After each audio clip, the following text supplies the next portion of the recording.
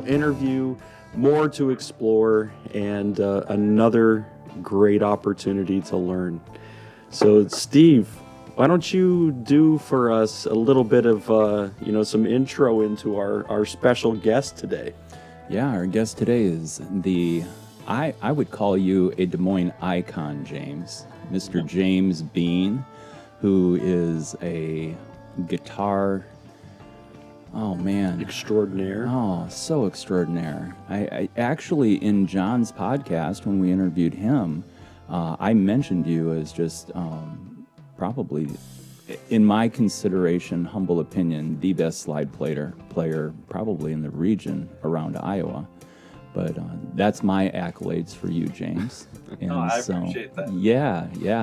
I still remember the time when, and we'll probably get into this down the road, but when there was a fundraiser show, and you got up to play a solo, and I just thought you were going to evaporate into the whole universe because it was just so incredible.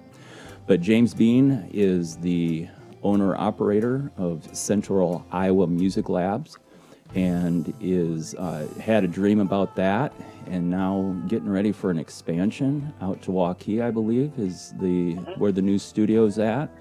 And Yep. not only does he play music and front bands and do all those kinds of things, but he's a father and a husband, and probably, if I were to think of kind, passionate, and peaceful human beings, James is at the top of my list. Oh, thank you. Yeah. That's going to be that. good stuff then. I think it's Good going to stuff. I think it's going to be good stuff. So, James, as I put together a list of questions, one of the things that I figure, hey, let's go ahead and date our conversation here. But we are rounding the corner, headed towards your birthday on March 13th, where we will have a pandemic for one full year. And I was just wondering, man, what have you done in your life, or what parts have brought sanity and clarity to you during this really one hopefully it's once in a lifetime. Sanity and clarity in the last year. Let me see. I mean, it's interesting. Sometimes you just do the work. Like I've spent the last year being everything from, uh, you know, I don't know, like IT person to school teacher to, uh, you know, a little bit of therapist. I mean, there've just been on either end, the giving and receiving side of therapy. Yeah, for sure. And it's gosh, so the pandemic happened. So we were supposed to be on spring break. I think March, let's see, 16th of 2020. Then on the 13th, the Friday the 13th, ironically, my birthday, they said, okay, we're going to canceling school for pandemic, and then we were going to be out of school for a week, and then that turned into 3 weeks, and then that turned into so long. In fact, this week is with all the precautions in place. Obviously, this is the first week in which my kids have been in school 5 days a week. Wow. Since then. Yeah. And that wasn't a completely comfortable decision, but you kind of have to look at your options of like, are they doing well as people and as students? And if not, then what, how can we safely do this? And so, I mean, but leading up to this week, I honestly ended up connecting a lot more with my children. I kind of look back and go, okay, well, I'm accomplishing goals and I'm running a business and I'm doing these things. But, I mean, you think about it, it's like, I only see my kids maybe 3 hours a day, when Right. it's all said and done, because my job kind of puts me, working until maybe 6 or 7, and then they're in school during the day. And then, for all the inconveniences that this pandemic has thrown our way, the ability to, personally help my 6-year-old read and work, and talk to my teenagers more because they're in the house more, and just, they're, gosh, I don't know, because I don't want to belittle the pandemic because it's been a pain for us all, but those are the silver linings in this last year that I really hold dear, and I can actually look back on this last year and be grateful that I had that, Yeah. and I don't, and honestly, like sometimes if I think about it in the right, frame of mind, get a little sad that I won't Right. have that level with them, maybe never again, Yeah. but be grateful that it happened. Yeah. So that's, and gigs and things like that. I I mean I'm 43, I'll be 44 here in less than a month. And, taking, over the last, especially like the last 10 to 15 years, taking about any gig thrown my way because, you can always rationalize, like, oh, I need the money, or this is what I do. And, I'm an artist, and, and that's all valid and whatever. But, that's, once again, it's a time thing, and kind of, in reaching this age, my point being with that is like, I was starting to kind of pare down which ones I took anyway, and now, even before the pandemic started, I was really entering a mindset of, my life in uh, this physical form is, statistically about halfway done. And I want the second half to mean more than the first half. I want the quantity to be, or the quality to be something, because the quantity is 50% done now. Yeah. And so I really started to make that transition anyway prior to the pandemic. And, do I miss playing for people? 100%. I Sure. love that. That's my love language, as the book says, like that's how I know how to communicate with people. And that's kind of like, music for me is kind of like, that's the thing that I don't feel anybody can tell me that I'm doing wrong.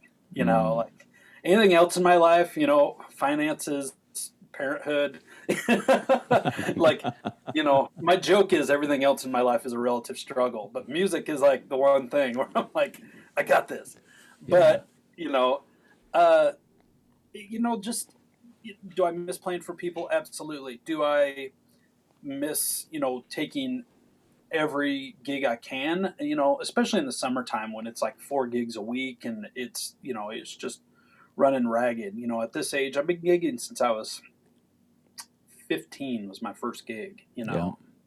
started playing guitar at 12, started gigging. Not including, band concerts at school, Right. but going and playing like 9 o'clock PM at 15 years old in a, pizza parlor in Boone, Iowa, that kind of stuff, been Yeah. doing that as long as I can remember. And I want, if I go out and play again, I'm just as thrilled and happy now, honestly, to be just rehearsing with my band. Like my band rehearses when we rehearse. We're currently, just kind of waiting this stuff out.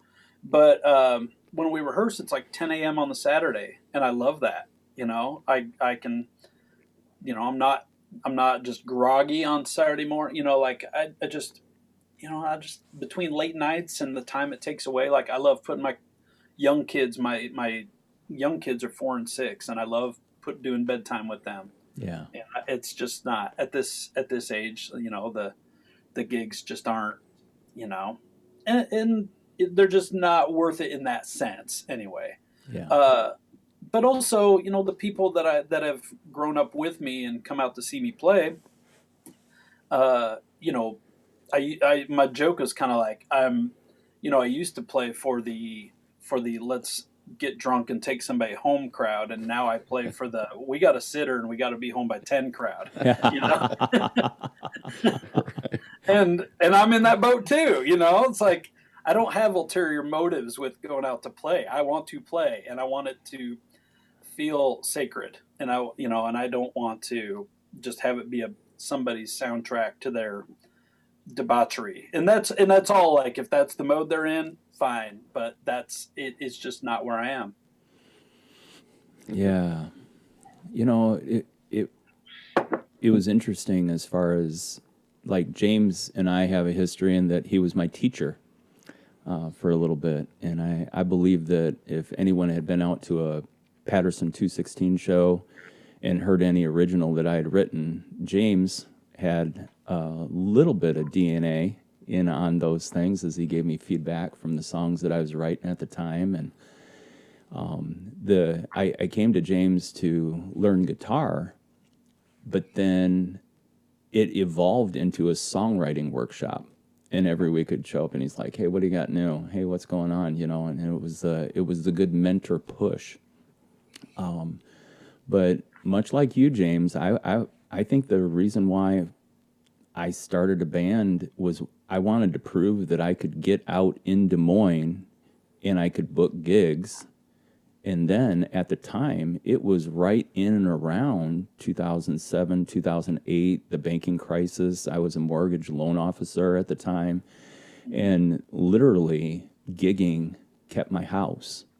You know, gigging kept my kids in their cell phones during that time. I was serving tables at Fire Creek and gigging sometimes 3 times a weekend, you know. And, you know, that talk about back in the day. Remember El Bait Shop having live music? Oh my gosh! Yeah, they You used to know, have great bands spot. there. yeah, yeah. And I think what they did is they paid bands like 5% of the sales for that evening. Yeah, it was something like it wasn't like a flat rate, and it wasn't. I don't know. I understand how business works, but yeah, it wasn't that. Like you had to love to do it because it wasn't a necessarily a feasible thing financially. But yeah, I get your point. Yeah, but it was hilarious because Patterson. I mean, I think it was a July 4th weekend, and there was a combination of 80-35 going on, and there was a ball game at the park. Oh man. And Good we night, Cubs. Yeah, and we walked out, and not only did we eat well, but I mean, we walked out with a check, and we're just like, when can we come back? And then the next time, and the next time we came back, then it was like, hey, what happened to everyone? You know, and so talk about a unicorn. It was like just one of those moments where it just really had worked out for us, and we had a blast. We had a really, really super good time. Great But beer selection at the El Bait Shop too. oh yeah, oh yeah, and I just but then there was that other motion and movement because soon the evolution of the artist came to the place, and I'm like, gosh, do I want to be a cover band? Do I want to do karaoke? I mean, pretty much we're just going through and hammering out these favorites of everyone else, but on the other side, and you taught me the lesson, you're like, dude, you're not going to create a following by playing only the songs that you've written. You've got to surround that stuff with things that people know. And and so then it just I call it putting the pill in the dog food.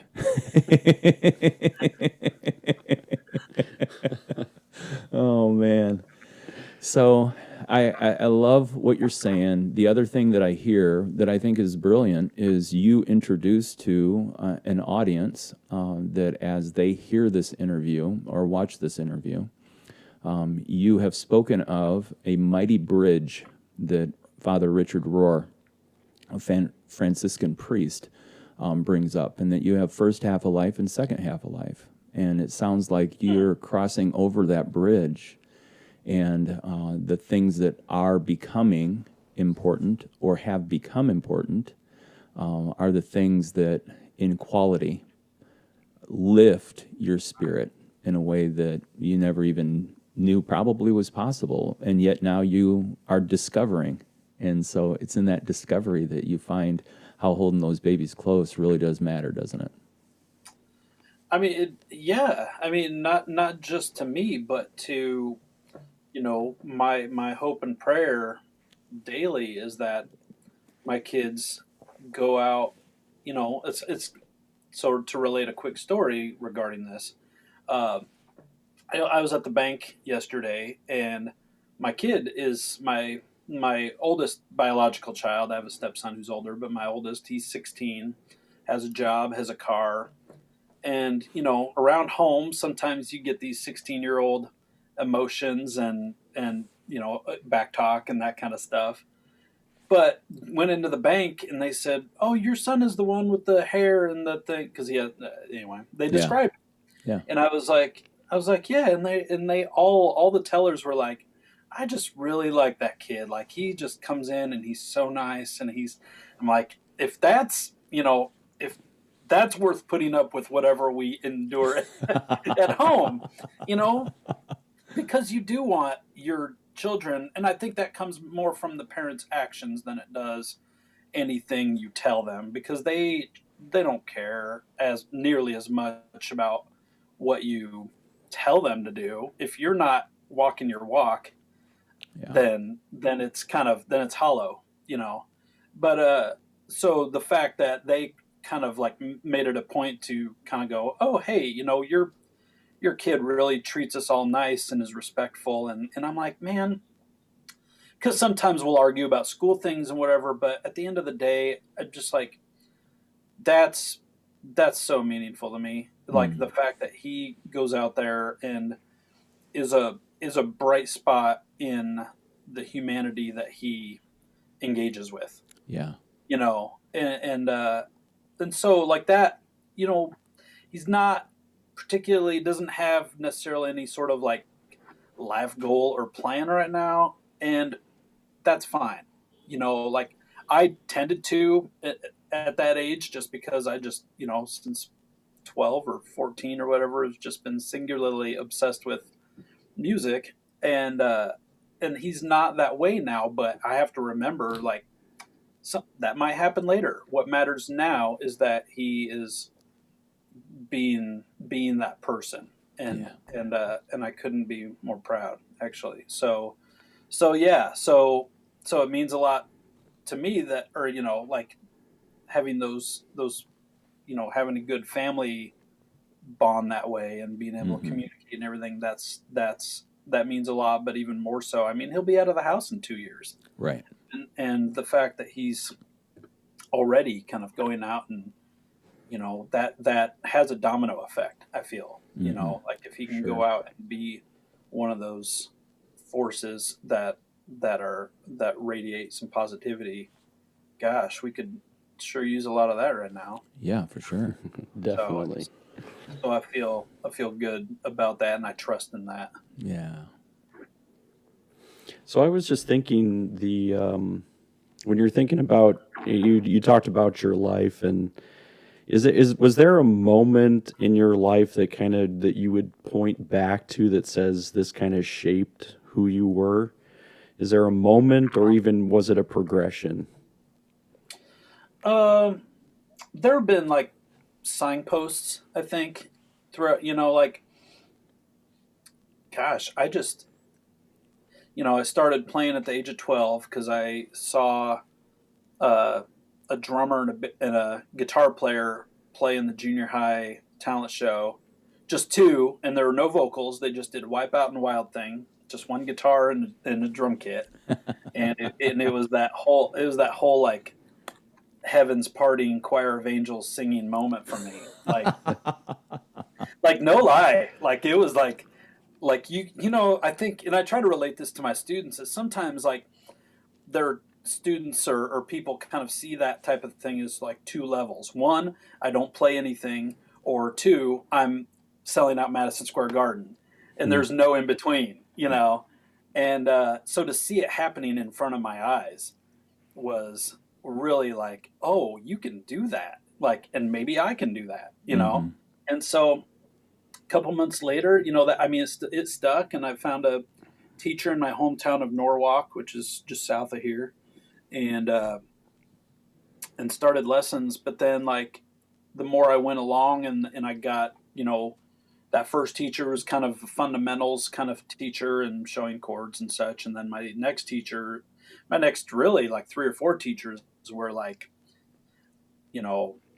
really starting to, set me on fire as far as like what I was really into, the Stevie Ray Vaughan and the Clapton and Hendrix and those things. And And then I would say like it's been a gradual process, but I remember one moment where so every summer in junior high and high school I went to a music camp at Northwest Missouri State, and it was like just a week long thing, and I have gained some lifelong friends from that camp. But we would do jazz band, and we did this Latin song where the band director was like, "Well, do you think you could play a solo on this?" And it was kind of like Latin, but kind of like Santana-ish kind Yeah. of. And I was like, I'll try. And I, during the week I played it, and he was like, all right, you're going to take a solo at the concert. Like this is going to be awesome or whatever. And uh, I remember like being at the concert and him introducing the song. Like, this is a song and it's written by this person. This person. It's going to feature our guitar player James Biehn, and like, and he was like, ladies and gentlemen, this boy is only 15 years old. And then he started the song, and I was just like, what does that mean?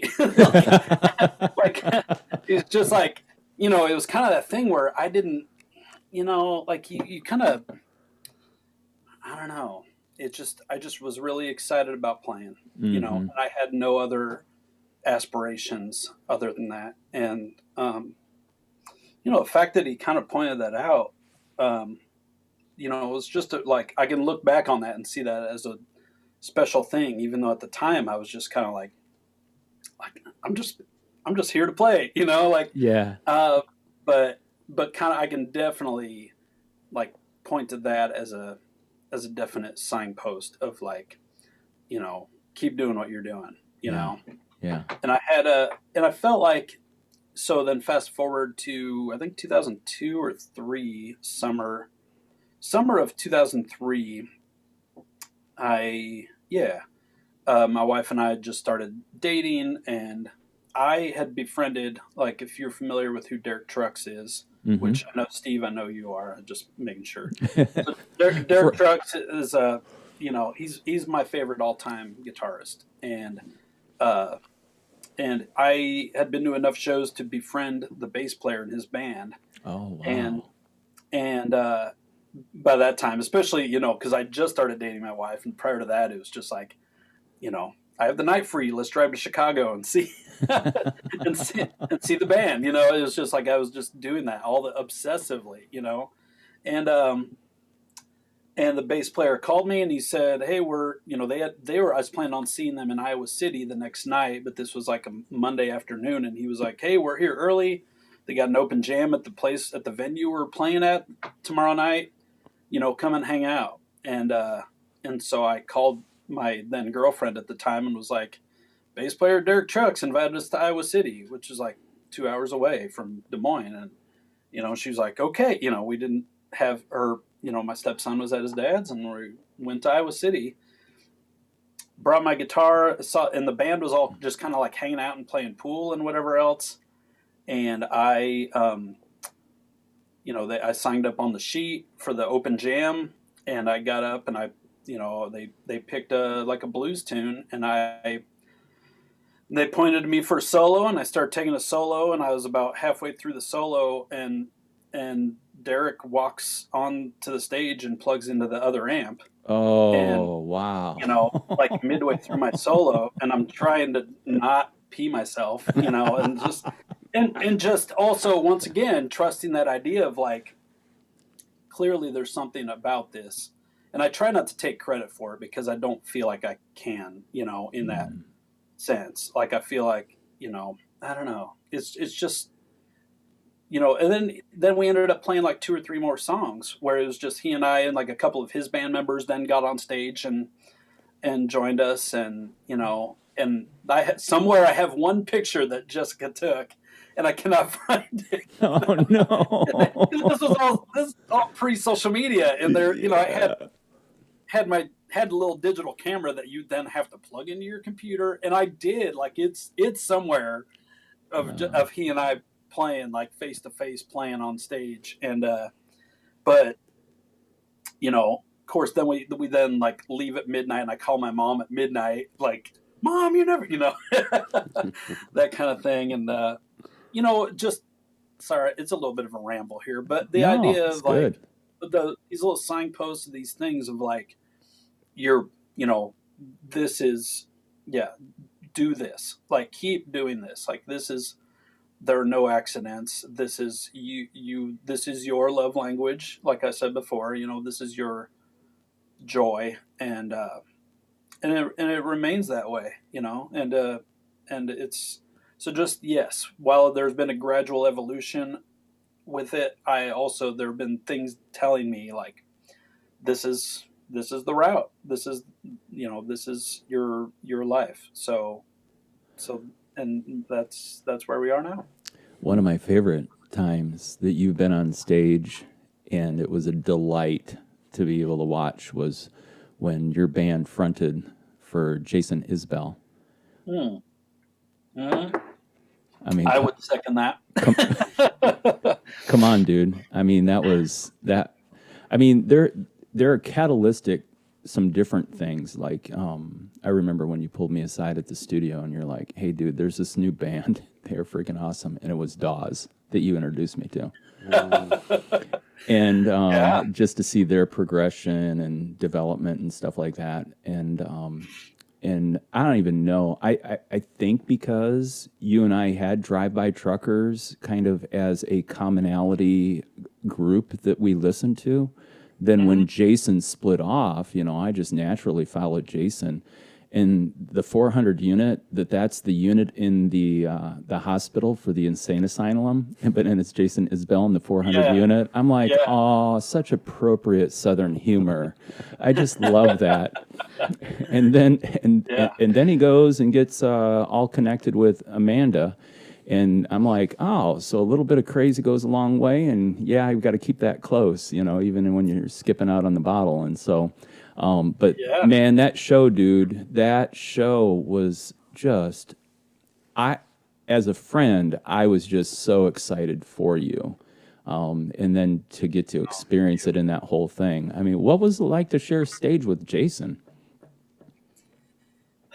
Man, I mean, well, first of all, like, you show up at sound check and it's the middle of, so this was at the Brenton Skate Plaza, which in the wintertime is a skating rink, but in the summertime is a concert venue.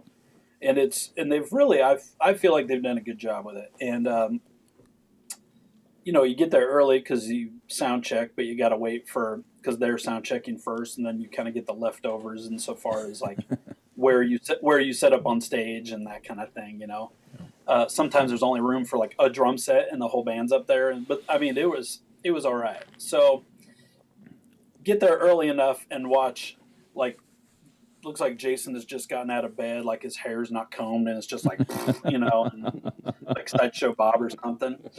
And like they're sound checking, but they're all like, he and his guitar player Sadler are like discussing like the right way to play "Whole Lotta Love" by Led Zeppelin and like what makes it a cool riff. Like just in between, like, because sound check's a lot of like playing half a song and waiting for the tech people to do their thing, and then we got up and sound checked, and it was and then they brought another opener who was excellent. Corey Chisel is his name, and they were excellent too. And so we got up and then we played first. It was still daylight out. Well, it might have been daylight for the majority of the show because it was like it was like a June night. It was great. And so we got to play. Hadn't talked to anybody in the band or met anybody by that point, and I got to bring my son Milo, who's 16 now. He was 10 at the time, and like basically I inundated him with Jason Isbell, who he still loves. It's wonderful. Like he's right now way into trap music, which is fine too. Mm-hmm. But like at that time, like we just get in the car and be like, all right, here we go. And just Jason has an album, Live from Alabama, that I love dearly. And that I just played it all the time for him. Anyway, so, being in the audience while he's like my son and I, like just both screaming every word to Decoration Day, one of Jason's songs. Yeah.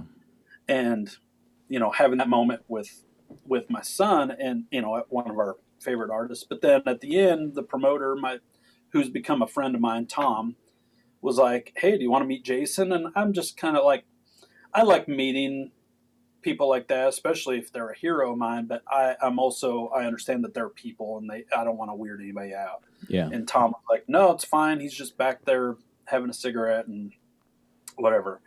And Milo, my son, is with me, and so both got to go back. And Tom was like, "Hey, this is James," and and he was like, I know. And then he shook my son's hand. He was like, "Your dad's a hell of a guitar player," and I just was like over the moon, and could not have been nicer. And asked my son what his favorite song was, and my son said, like "Heart on a String," which is kind of like a deep cut, Yeah. So yeah, it was cool, and once again could not have been nicer, And I find that most of the people that I've met, in fact, I can't think of anybody who, uh, I don't know, I can't think of anybody who hasn't been like completely cordial and nice, and once again, trying not to be that weird person of like, doing the Chris Farley, like, remember when you were in the band and whatever, like just trying to, if you're not, if you treat them like a person, that's all they want, like anybody on that level or above, but there's also something to the people that make that kind of music and follow kind of a non-American Idol way of Right. path to their, I don't know if stardom is the right word, but like I think Jason Isbell would be happy playing like 1,000 or 2,000 seat venues for the rest of his life. He's not aiming for arenas. Right. He's just like understands like how much of a blessing it is, especially in these days of like where there are a million artists and a million artists, none of which are making money, and like just understanding where he is with that. And so that's another example though of just that idea of like, do it for the right reasons, and the rewards will present themselves. Yeah. So, Yeah, for sure. yeah. Well, thanks for sharing that. That was Yeah. a good trip. Thank you for reminding me that I got to do that. Sometimes I don't know, not to be like, whatever, but there have just been moments where I'm like, where somebody says that, and I'm like, oh, that happened, like, and it's in my mind, it's awesome all over again. So yeah, thank you. Yeah. Yeah, I was just thinking. I mean, I know Steve's mentioned that that you've been a mentor to him. Yeah. So, are there mentors that you have in your life? Do you find mentors to be an important part of the journey as well? Yes, I mean, definitely. Early on, it was my high school band directors, in particular, one named Terry Hanslick, who was my high school band director. In high school, I was part of the jazz band, and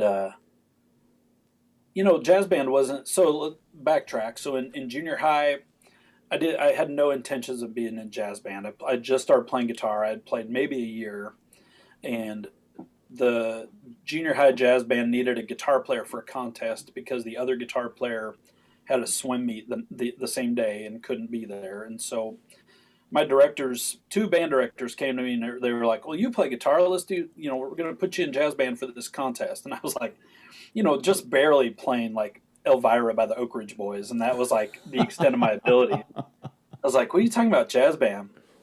And they were like, "Well, we'll if you can stay after school, like a couple days this week and a couple days next week, I think you'll be fine."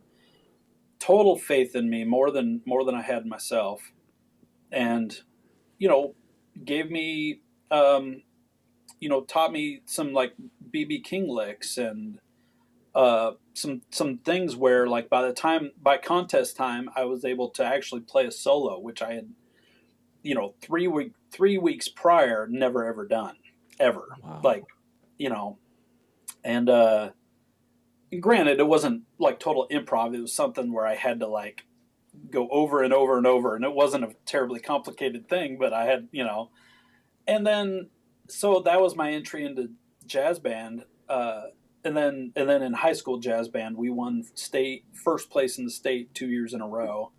and that was a whole other level. And just kind of understanding the correlation, that band director in high school, Terry Hanslick, to this day gets a bad rep sometimes for being like not quite the band director in what's the movie? Whiplash.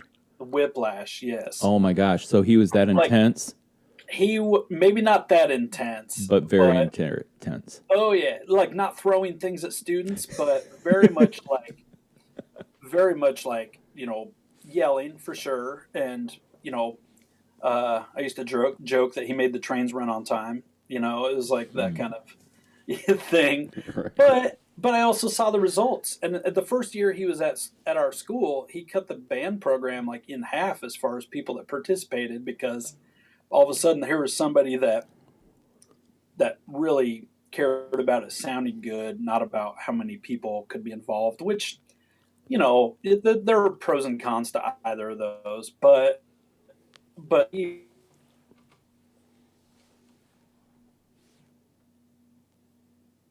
We lost part of that, which is in New York. And our band director's son is a trumpet player who plays in a brass quintet so the top brass quintet in the country is the President's Brass Quintet, and just under that's the one that he's in, today. And I mean, we talk to each other every once in a while, my former jazz band people and I, almost like the way probably like Vietnam vets talk or something. like or I've heard it said like astronauts too. Like there's just a small group of people who understand each other and what they went through. But that was another thing as far as mentors go. Like that's like I understood why he did what he did, and then when I went to college, I called him up and I was like, I understand. And I told him as such, like I said, thank you for that experience. And I, at that time, especially my senior year, my parents split when I was a senior, and that decision was made like maybe 3 months before graduation, I think. And it was a thing of kind of like, they were like, especially as an adult now, I understand kind of where their heads were at and what they were going through. But at the time I was kind of like, I couldn't really, I didn't know how to fill out a college application. It didn't seem like anybody was around to help me do that. And I would say he was kind of the adult in my life who, he was the one that told me about the school that I eventually went to. He was like, here's the deal. Like, this is an excellent school. It's a Southwestern Community College in Creston, which is not a big school, but people come from all over the country. They come from Canada. The guy that built that program is a Grammy nominated, he passed away a couple years ago, but was a Grammy nominated jazz arranger. And, so that's another thing. I went to this school that just happened to be an hour from my house growing up. And it was, that was like boot camp. People practicing until midnight, then sleeping in the practice room and getting up at 6 and continuing. Yeah. It was, and it helps that Creston, Iowa has absolutely nothing going on in terms of nightlife or anything like that. Yeah. It's all you can do is practice, but that was great for me. Like that's all I wanted to do, And so that, Phil Mattson was his name, and he was, these mentors I find kind of tend to have these personalities that can be very polarizing to the general public. But if you if you understand what they're after, and what their eventual goal is, then I tended to kind of like what's the word, not categorize, but compartmentalize maybe the negative things and just gleaned what I needed from them in that way. And so it was, yeah, so people like that, it's huge. Yeah. I hope I'm not rambling too much. No, you're Not doing at all. You're doing great. You're doing absolutely fantastic. Right. Right on. Thank you. Love the stories. Well, and I love how you take people and you bring them into this, sense of that we are, as humans, we're part of something greater than ourselves. And instead of it being self-serving, or instead of the life that we're living being directly circling around us and it being about the individual, there's something about when you're able to throw your arms around humanity. It's a greater big. I mean, for anything that an individual can do or accomplish, there. Even when you spoke of your son, and you're like, "Oh man, I'm raising a human being who's kind to other humans." There's hope for humanity, you know, and so I in thinking about that, and I know that you've put in some thought as you've scanned the horizon. What do you see, or what would you, if you could tell a group of people, hey, humanity's longing, and this is what we can do together for one another, or in that sense. Do you have any thoughts about that, James? Oh man, It's a big question. It's a great one though. The older I get, the more, and to a degree, this has always been, I think, even before I really could verbalize it, my thoughts and feelings on it. It's like everybody comes from somewhere and has a path that has brought them to who they are, and somebody that you disagree with, somebody, I don't know, like my capacity for empathy is pretty great. Yeah. Like I can kind of look back at moments where I feel like parts of my life I had, what I had horse blinders on, where I was just not really fully aware of the feelings of the people around me, where I made a decision that maybe hurt them. And, you know, uh, it's funny. I actually had a situation, it's not a big deal, but where I felt like it's a long story, but I had a prom date who I felt like in retrospect, like just recently, like I didn't treat her very well, because I was more interested in hanging out with my buddies than hanging out with my prom date at the prom. And I sent her a message on Facebook just to be like, "Hey, I just want to make sure we're cool." And that was like whatever 22 years ago or something. My point being is that you have to remember that everybody has those moments, and everybody has maybe some bad judgment calls, and and I don't feel like anybody is inherently evil or anybody is inherently malicious. Now, you can do things in your own life to kind of mitigate damage to who you are, because you still need to be a full functioning human to be able to serve the people around you. And so, you know, you over time, I feel like you are given lessons on how to do that. And but you also have to have a certain amount of awareness that can allow you to step back from a situation and kind of say, okay, what is going to preserve me the most on a spiritual level, on a mental level, on these things, because I still want I don't want to look at anybody or anybody's situation with judgment, with any sort of ill will. And it's hard, especially sometimes now. When people are yelling at their computer screens at each other. It's not even like if there was a person in front of you, would you act that way? And that is certainly a downside of this quarantine. This is a quarantine in the middle of, among other things, a presidential election, regardless of your position on that. Just there's no capacity for hearing ideas or hearing voices. Now, I mean, if someone's like flat out,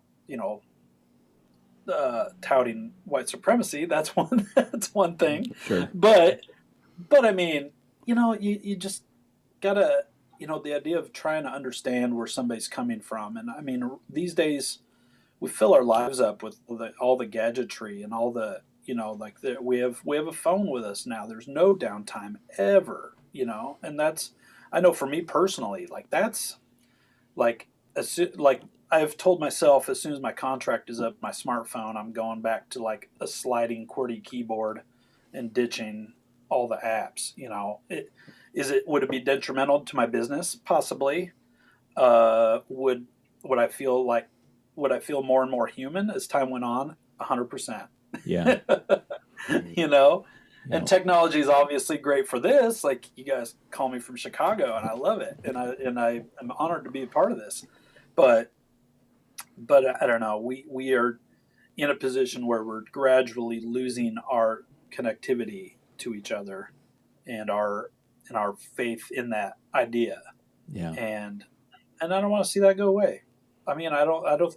Gosh, I mean, for many reasons. Yeah. And you always have an opportunity to learn from somebody and to take that lesson, and that builds you. Yeah. And so I don't know. I have totally forgotten your question, but I hope what I'm saying. You're good. No, that's very good. I hope that ties in somehow. But that's I don't know. That's kind of where my head's at these days, And I hope that, especially as hopefully the quarantine subsides and we can start, engaging with each other again. I really hope we don't forget what it was like when we couldn't do that. Yeah.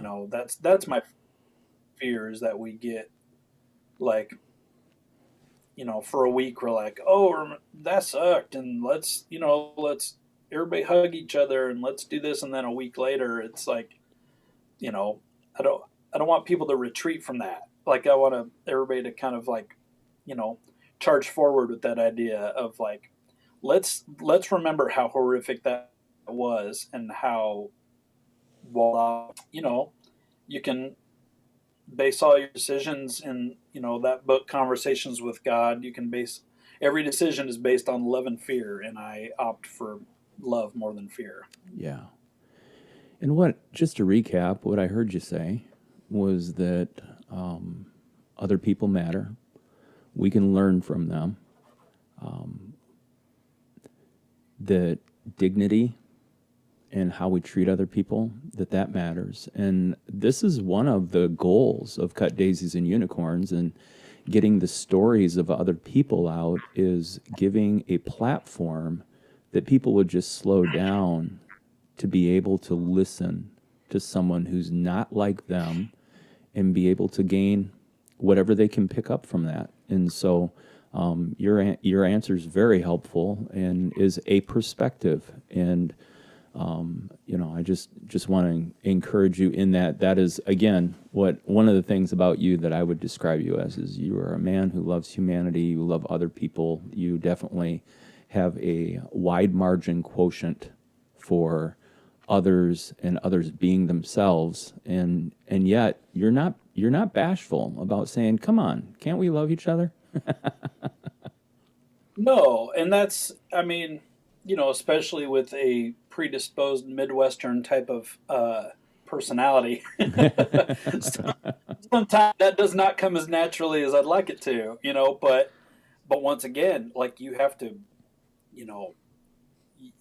kind of like push through that and do it anyway, and understand that your thoughts and your feelings are valid, and regardless of what anybody says. And I don't think that coming from a position with love is anything to be ashamed of, and it's not silly, and it's not a hippy dippy notion. I think that's, I mean, every great religious person, regardless of the religion, has said that, and and I believe that 100%. Yeah. Well, hey, we're getting close to the end of our time together. And so, one last question for James, maybe to wrap it up. Yeah. So, well, what I also want to find out though, Oh, because we always like to dig into the thing. What are you listening to right now that you can't get enough of? okay. Uh, oh gosh. Like right now, I've been very, I've kind of made it a point to, as you go through life, sometimes you hear these bands or these things pop up and you're like, okay, I got to listen to that sometime. And then you don't, or you move on to whatever. I've tried to really make it a point, especially with having things like YouTube at my fingertips, and to go, like, as I'm thinking about it, go, okay, like right now, Snarky Puppy is kind of a go to for me. They have some videos, like performance videos. I don't know if you're familiar with them or not, but they are. Actually, my son just told me about Snarky Puppy last week and sent me over some links, and it's incredible. Yeah, I posted one yesterday that on Facebook that it was the first thing I heard from them, and it's with a guest singer named Layla Hathaway. She is the daughter of Donny Hathaway. Oh my gosh, yeah. No longer with us, but she's just the voice. And not just that song, but other things that I hear from them. It's like on a musical level, it's fairly complex. It's, a lot of chords and a lot of things, but I derive so much joy from what they do because they are getting so much joy from putting it out there. Yeah. And it's just fun. Like I can sit there with my music hat on and my musician hat on and kind of like get into music theory land and go over that. But some, like with that stuff, it's almost like so extreme in that sense that I can just be a listener again. Like the downside to doing, being relatively obsessed with music is sometimes I can't listen to something without like, okay, that's G and that's going to a C chord and that's, whereas sometimes I just want to be emotionally involved in it. Yeah. And right now they're a band like I get tears watching the Layla Hathaway song, and then some other things that they do is just like kids. Like, in fact, Chick Corea, who just passed away, that was one of his big quotes, is like, you should always be childlike with your sense of wonder in regards to music.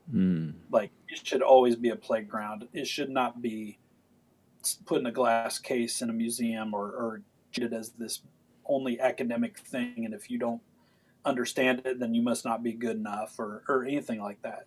He was just a big advocate for that. And so Snarky Puppy is one. Thundercat is another one. That's kind of funny. Like, this is some of these artists are artists my kids mentioned to me like 3 or 4 years ago, and I'd just be like, you whippersnappers or whatever, and now I'm like, now I'm coming around. So like Thundercat is a bassist out of Los Angeles who has been like the bass player for like the Kendrick Lamar hip hop albums and a host of other things. And his brother is a drummer who's incredible and this and that. And then that Thundercat led me to this hip hop artist named Mac Miller, who unfortunately passed away a couple years ago, very young. But his lyrics are amazing. And I would say, yeah, right now I would say that's where my head's at. I mean, I've really, that's the other thing about quarantine, made it a point to go, okay, I'm going to listen to this. I remember a Victor Wooten quote years ago where he said, listen to the stuff that you don't like and prove to yourself why you don't like it. And if it ends up being any reason other than musical, then you're not doing it right. Yeah. If something doesn't resonate with you, that's one thing. But it clearly, if you've heard of it, it probably resonates with a number of other people. Yeah. And so I try to approach everything with that mindset. But that's, like right now, once again, I try to, listen to things that have quality to them.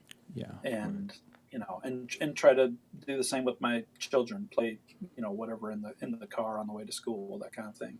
So, Yeah. yep. Yeah. Does that help? It's good. Yeah. I'm always looking for new things to listen to. That's the reason why I like to ask. Yeah. Well, for Thundercat, go on YouTube and put in Thundercat Ariana Grande. Okay. And they play one of his songs together. And Thundercat Thundercat and Mac Miller were best friends, and Ariana Grande dated Mac Miller and was close to him. And so Thundercat and Ariana Grande have this connection to this person that passed away. And I feel like that really comes out in their performance. It's a really cool thing. So I would say, like, if you're into that, then go ahead and move on to the rest of his catalog, because that's kind of like, that's a good entry point for that. Nice. Right. Yeah. Always looking for the gateways. There you go. Yeah. There you go. Yeah. So, Steve, did you have anything else you wanted to? Well, I really like this idea of the question of play it forward. And so I didn't know, James, if you had someone in your life or someone that you would love to hear a podcast on Cut Daisies and Unicorns, that we would, and it doesn't have to be local, or, I mean, it could just be whomever, but you'd like, you know what? Their story needs to get out. A conversation with this person will make a difference for humanity. And I didn't know if you had anybody in mind. I mean, I would nominate Seth Hedquist for that. Oh, yeah. Seth is a really thoughtful, caring person. Also happens to be a guitar hero of mine. Lives here in Des Moines. Yeah. Recently became a father, which is a really wonderful thing. I told him, I said, the older I get, the fewer people I think should be parents. Like, I'm not so sure if you should be parenting a child, but he is somebody that I feel like was born for fatherhood. Yeah. And not only that, but his musical wellspring is rivaled only by actually his knowledge of Civil War history. Like, he's got these two spheres to his knowledge about things, and I'm kind of envious of that, because it's that kind of like if you start to kind of get weary of one thing, you can kind of shift to another. Sure. And whereas I feel like I just don't have that as far as like my areas of expertise, unless you count, raising children, that kind of thing. But yeah, Seth is just I love him to death. I do. And he's wonderful. And he's one of the people, especially, that during this quarantine, I just have not seen and miss him. And yeah. But I feel like he has a lot of, he would be a really thoughtful individual for your show. Oh, that's great. I'm reminded, I've seen Seth at your side playing guitar alongside you at shows, but one of my favorite places I've ever seen him perform is when you guys do the band tribute concerts. Oh, yeah. Yeah. And how you break that down. I mean, what a show. Wow. And all the players that come together to be able to do that, it's just a fantastic outlet. Well, I mean, like with every other show, I hope to do that again in the future. We try to recreate The Last Waltz, the band's final concert, because they did that on Thanksgiving Day of '76, and we try to do that around Thanksgiving each year. Mm-hmm. And obviously this year there wasn't a chance for it, but but he's just like, he's also the kind of guy like where if I throw like a Bob Dylan folk song to him, he's all ears. And if I throw the craziest, like Wayne Shorter, just out there jazz thing his way, we just really get each other on a musical level that I don't have things.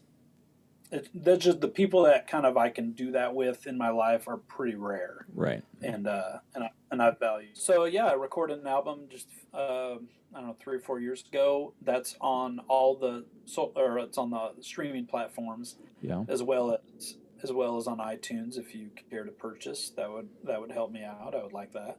And I mean, it's like I love to do it, but it's a lot of work. Yeah, man. Well, that's why this segment's there, so we can talk about self-promotion. Yeah, there you go. Yeah, making an album with musicians is very much a cat herding endeavor.